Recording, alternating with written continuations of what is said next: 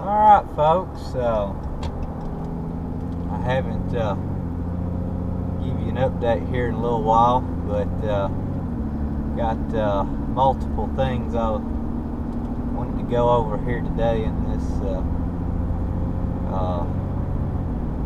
ride along and talking video again here. Some of you say you enjoy just hearing me talk about how things are going, so here you go. Here's another one for however long it goes, and however long my voice holds up. I have been under the weather for a couple of past days, but feeling a little better today. I was actually out of work yesterday, just because I had a raw throat. Just didn't feel good at all. But anyway, I'll give you an update on where we are on harvest with the hay, just overall farm update, and then I'm going to talk about the Cummins. So I'll talk about that last. But anyway, for most of you that live here in the Alabama, Tennessee area, Tennessee Valley area, we'll say that. You know, we've experienced about a week and a half of just overcast, dreary, misty, rainy weather. So that pretty much had harvest at a standstill for that period of time. So we got about halfway through the field we were in, which is our farthest away field from the farm, and pretty much parked everything, shut it down. We've had a couple of sunny days of weather, but my uncle wasn't able to get back started picking until about mid-afternoon yesterday, so it wasn't enough time to get me a truckload. So he's going to top that off today and should finish up that field, and then we'll be ready to move to the next field, which is about halfway between there and the home farm base. So we're going to get it on the way back, and then we'll be back home in all of our local fields, so we won't be having to deal with moving the combine around. We actually moved the combine down to the area it's at now with the header on it.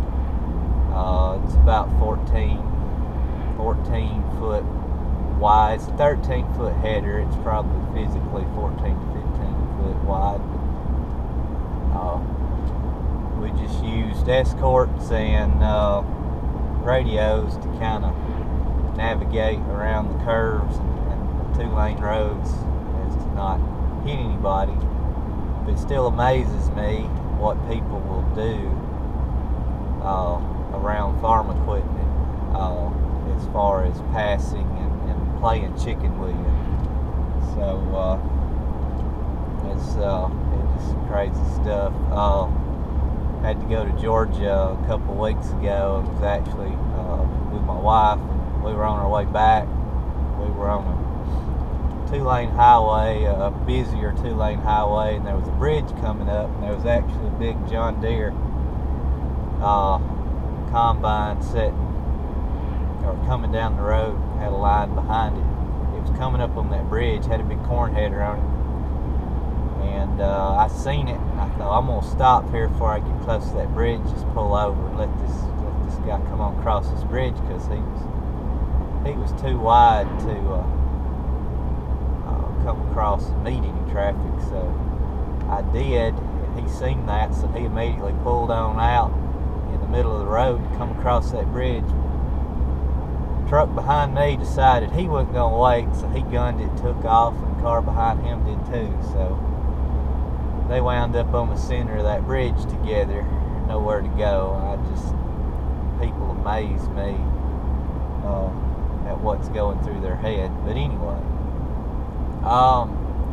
yeah, the beans, let's see, first day of sun, they were running in the 15s, so Couldn't pick any. And then they were running in the 13-14s midday yesterday, and about mid-afternoon yesterday is when they got back down to 12-13, so he started picking them. So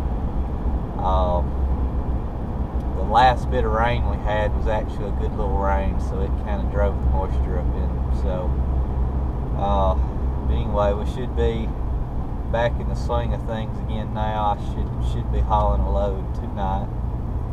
Still no video of harvesting because I haven't. My uncle's just been hammering away at that during the day, so I haven't been around to get any video. So I'll try to carry a camera with me tonight.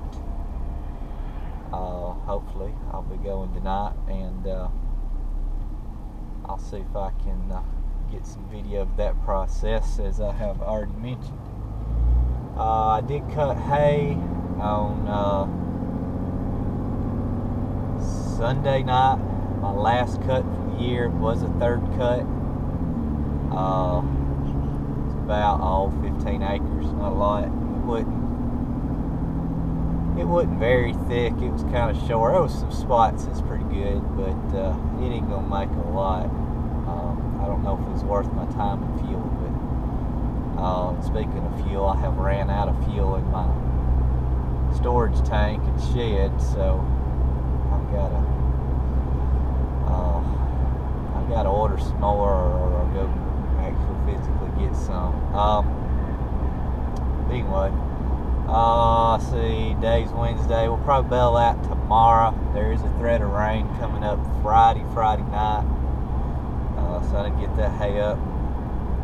If that rain does occur, that's going to slow us down on picking again, probably for another, couple of days.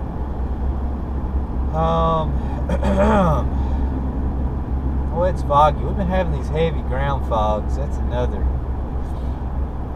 thing that's been slowing us down. Usually you don't get sun right off in the morning. Gets those beans dried out where you can start picking about 11, 12 o'clock. Get these heavy ground fogs, it just pushes everything back. You can't get about half as what you normally do in a good day. Anywho,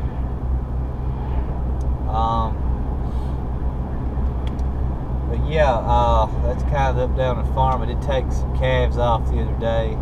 Got 4 calves up. They were all about 550 pounds a piece, except for one was about 450. It actually brought the most money.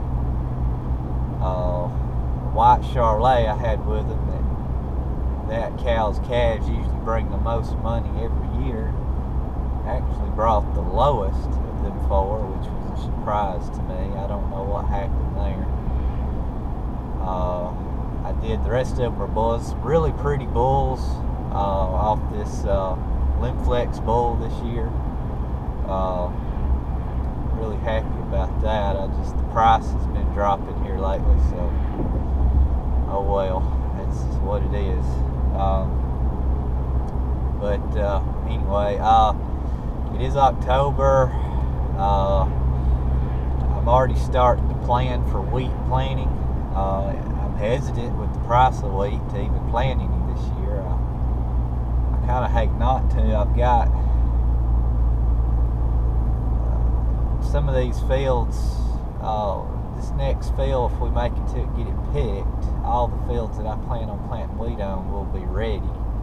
It's still a little early yet, but it is time to start getting things prepared for that. So I've got to decide what to do.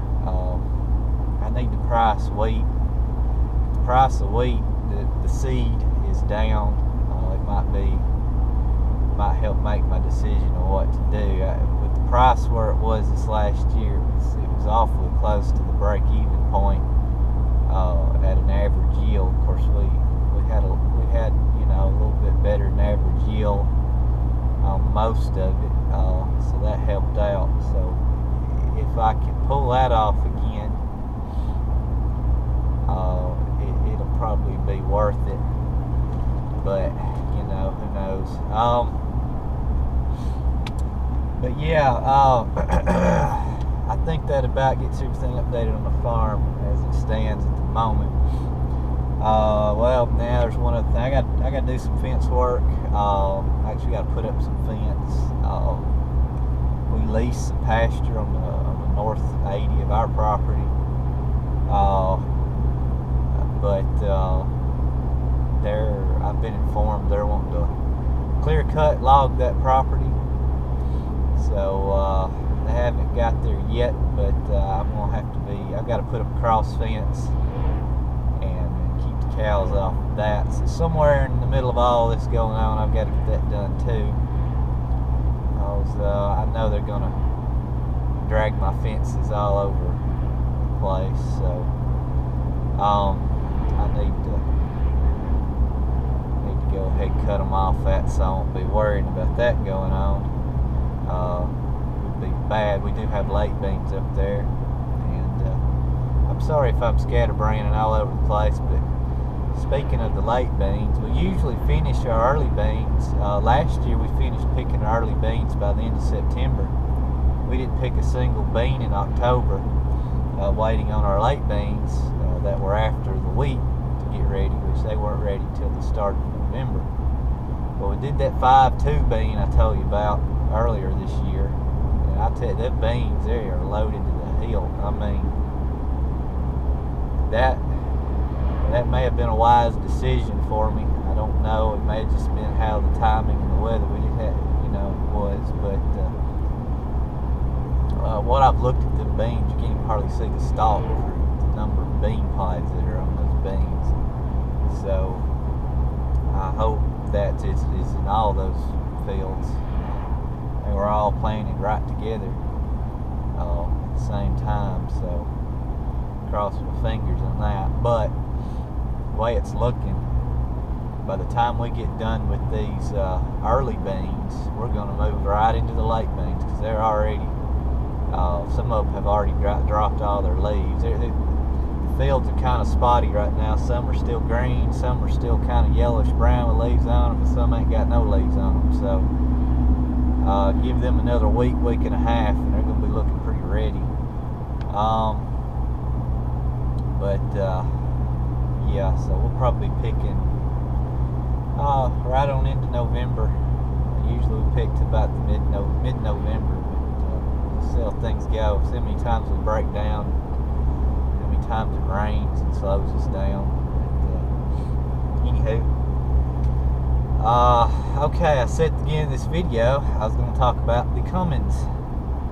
As some of you have probably noticed by now, my surroundings here and what I'm driving are a little different. Yes, I have got a new truck.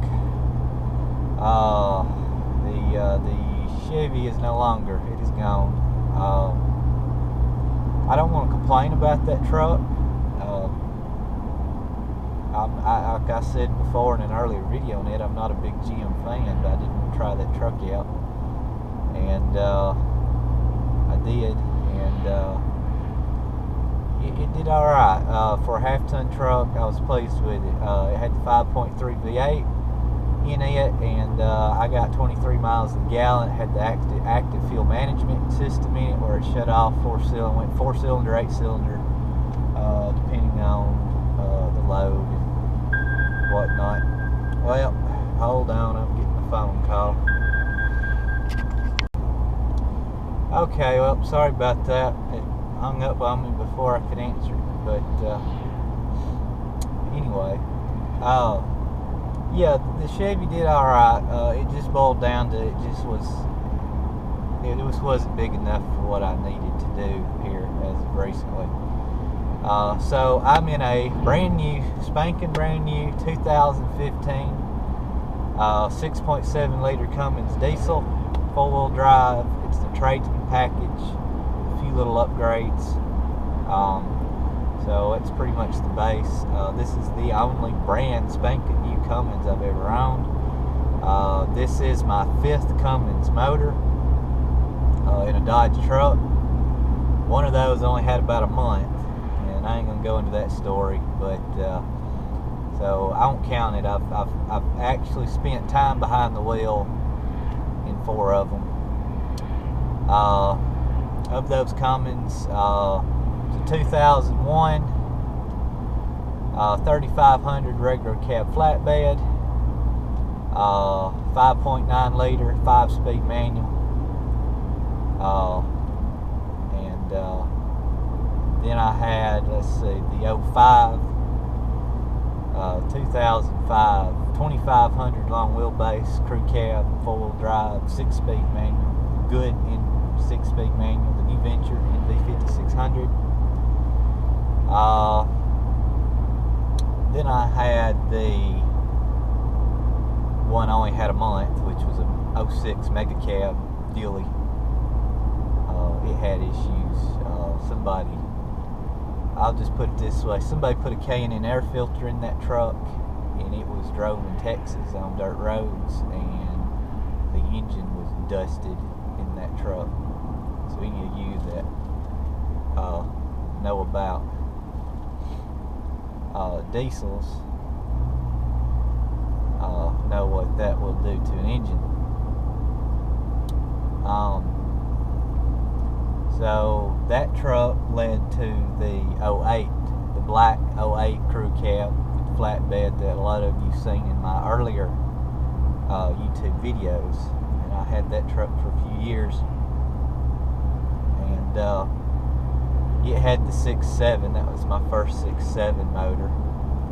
I did have the emissions equipment, but it did not have the DEF fluid.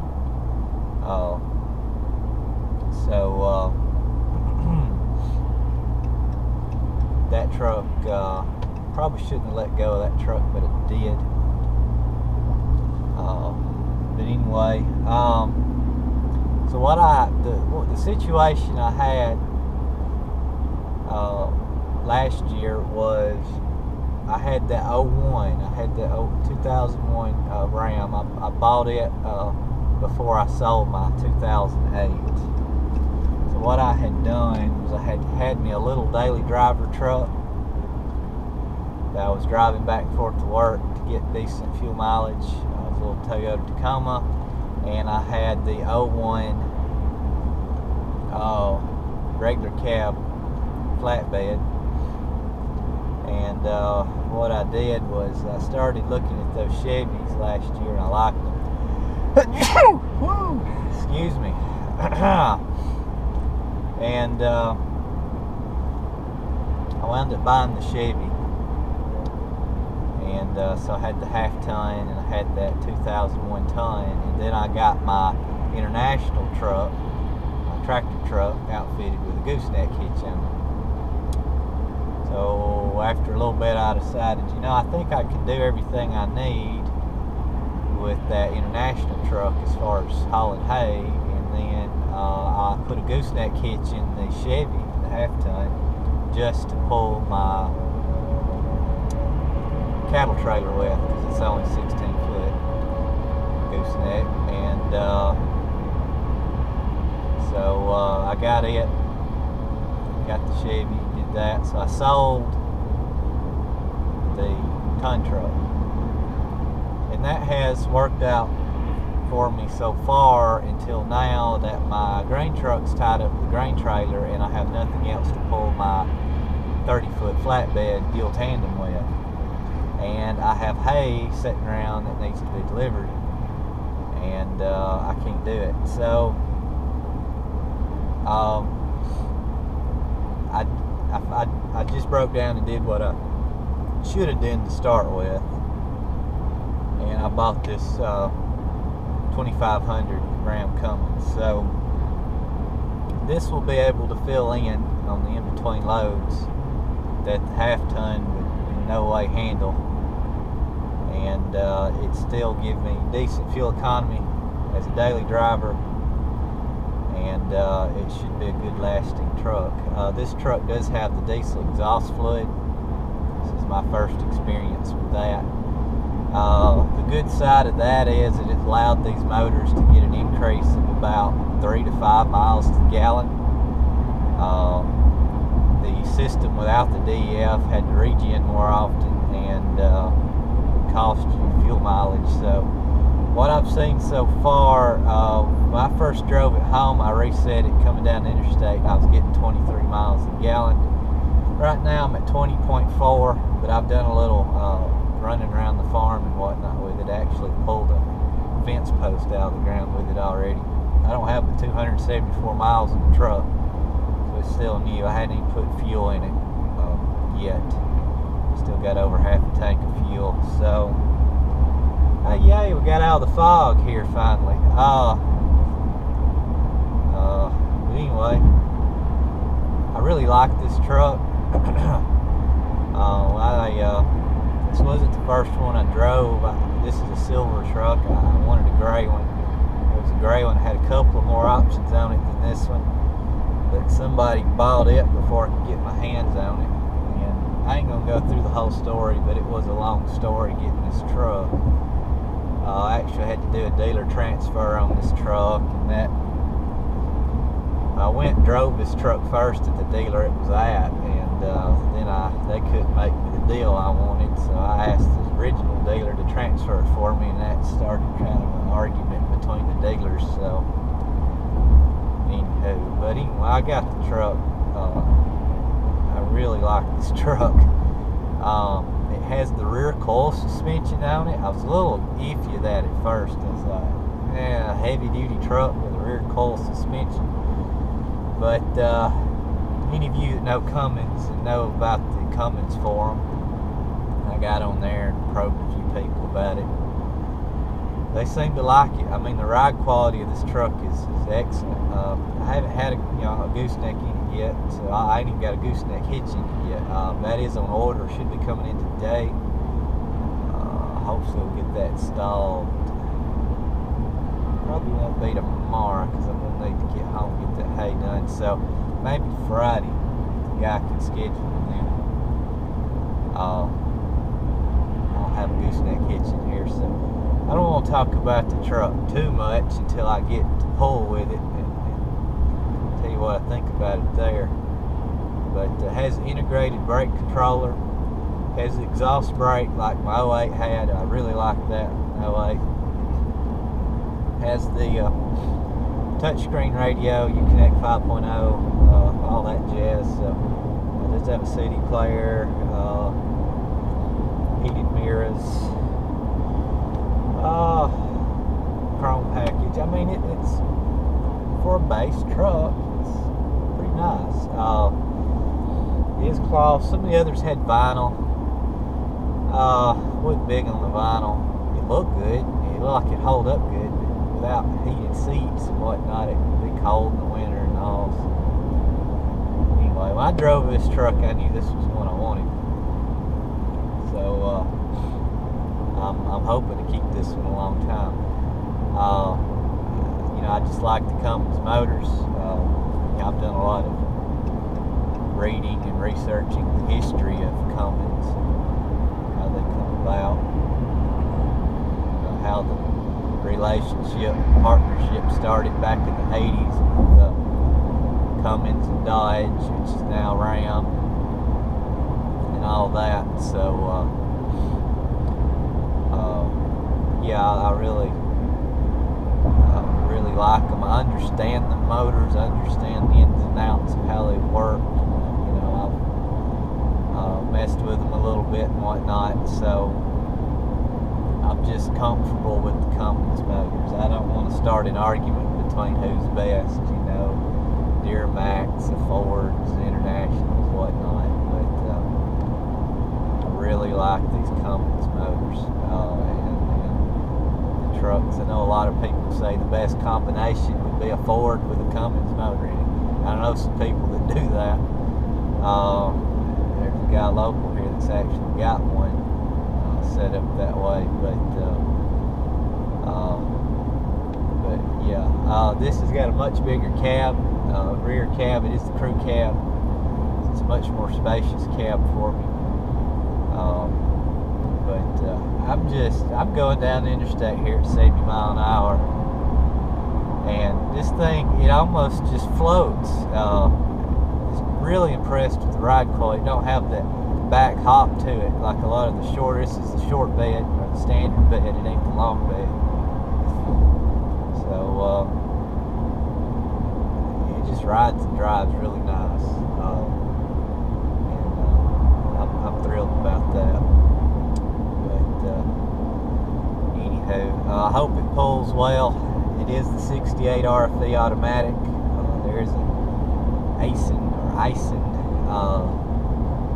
transmission, and it's automatic. It's supposed to be a little heavier duty, but just reading about it a little bit online, there's kind of some mixed opinions about whether it's really all that better than the 68 RFE or not. So it's about a $3,000 upgrade. There was only one truck I seen that even had it, and it was a 3500 dually. I just really didn't want to get back into a dually for a daily driver. That was my complaint about the 08. I did drive it as a daily driver for about 3 years, and it just, you had to change tires. It was, 2 extra tires there you had to do, which cost money, and it just, I had put the flatbed on it, and it was just a big truck.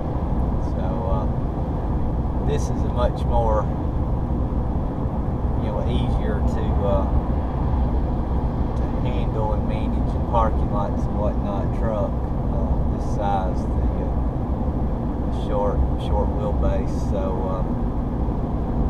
come on, like that a lot better, and be able to use it on the farm. So that's the deal. I'm back in a 6.7 liter Cummins, and in a Ram, and we'll see how it holds up. I'll try to get some videos of this truck. I'll walk around it one day, show it to you.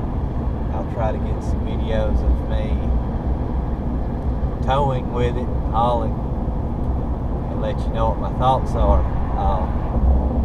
Because this rear coil suspension came out in 2014. And I think they went to the DEF exhaust treatment in 2013, so I'll let you know. I will update you on 2 of these trucks at a time, because my uncle got one too.